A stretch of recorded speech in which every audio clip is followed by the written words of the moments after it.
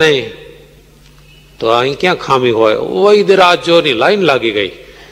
मन चिकित्सक, शरीરના ચિકિત્સકો જાત જાતના વૈદો આવવા માંડ્યા, એના નિદાનો થવા માંડ્યા અને જઈને રાજાને કે રાણી સાહેબને શરીરમાં કોઈ મુશ્કેલી નથી, હાર્ટ બરાબર છે, ધબકારા બરાબર છે, મગજ બરાબર છે, છતાં શું કાયા માંડ્યા, લથડિયા ખાવા માંડ્યા, ચાલતા ચાલતા એટલી બધી નબળાઈ આવી ગઈ।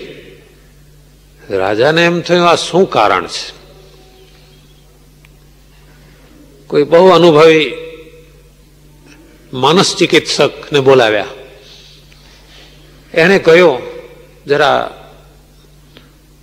મારે તમને એકાંતમાં મળવું છે।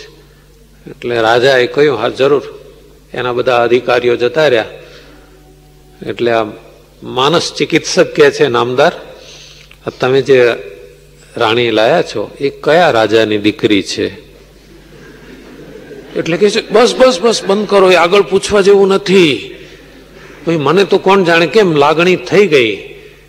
આ તો કોણ છે એ પત્તો જ નથી, પણ આવી પરિસ્થિતિ ભાળીને દયા આવી ગઈ, એને મેં રાણી બનાવી દીધી છે। એટલે માનસ ચિકિત્સક બહુ હોશિયાર હોય છે। તો એક કામ કરો, અત્યારે મને વ્યવસ્થા કરી આપો, લાંબી સરસ કૂણી દાંતણની સોટીઓ લગભગ 100 જેટલી, અને બાજરીના જાડા ડગણા જેવા રોટલા એ લાવી આપો। તરત જ વસ્તુ હાજર થઈ ગઈ। અને જે ખંડમાં રાણી સૂતી હતી, નબળાઈમાં કણસતી હતી, દુઃખી થતી હતી, રડતી હતી, ત્યાં માનસ ચિકિત્સકે એ ખંડની ચારે બાજુની બારીઓમાં ટુકડો રોટલાનો અને દાંતણની 5 સોટી મૂકી દીધી। પેલી ધીમેથી જાગી આમ જોયું અને દાંતણની સોટીઓ વાળીને આંખમાં ચમક આવી ગઈ, હાશ। અને રોટલો વાળ્યો ને ડગળું, એટલે ઊભી ઊભી ખાઈ ગઈ બારી પાસે, ઉતરી ગયો એમને એમ, ના શાક, ના ચટણી, ના કચુંબર, ના દાળ, ના કઢી, ડગળું રોટલો એમને એમ ભાગી ગયો અંદર ફડાક દઈને।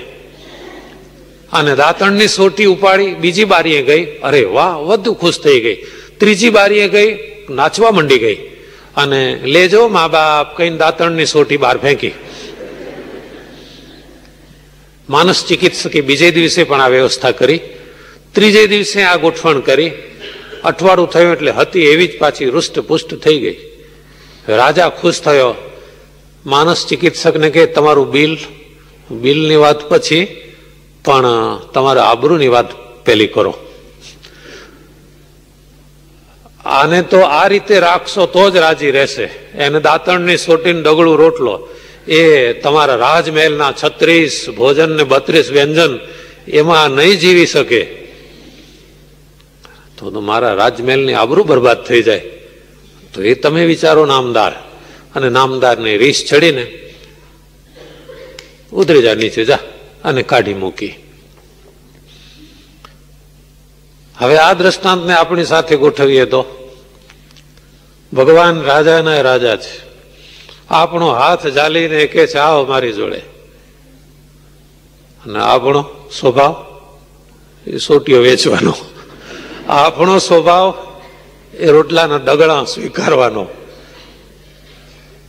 પછી આ પેલા રાજાએ શું કર્યું તું જાણો છો? રાજાની રાણી ભમી ભીખ માગે, હાલે કંગાલ ને હાલ, ઘર લજામણી રાણી જાણી રાજા, ખીજી પાડે વળી ખાલ રે સંતો, સિદ્ધને રહીએ કંગાલ।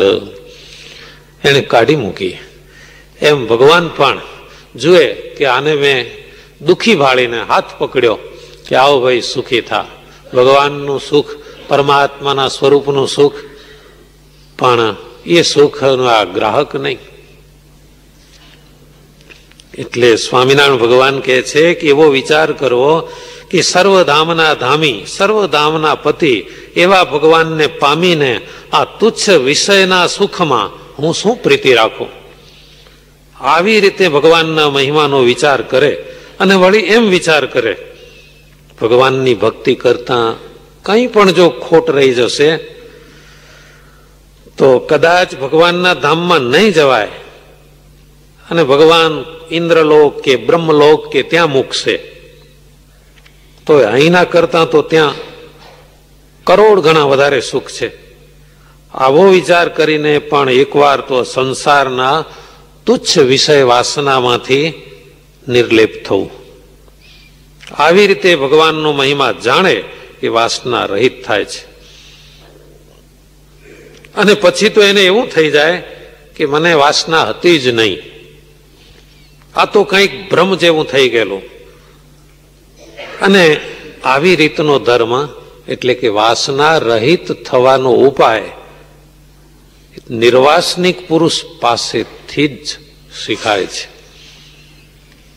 જેની ભગવાનમાં સ્થિતિ થઈ હોય એવા જે ભક્ત હોય એના વચને કરીને જ પમાય.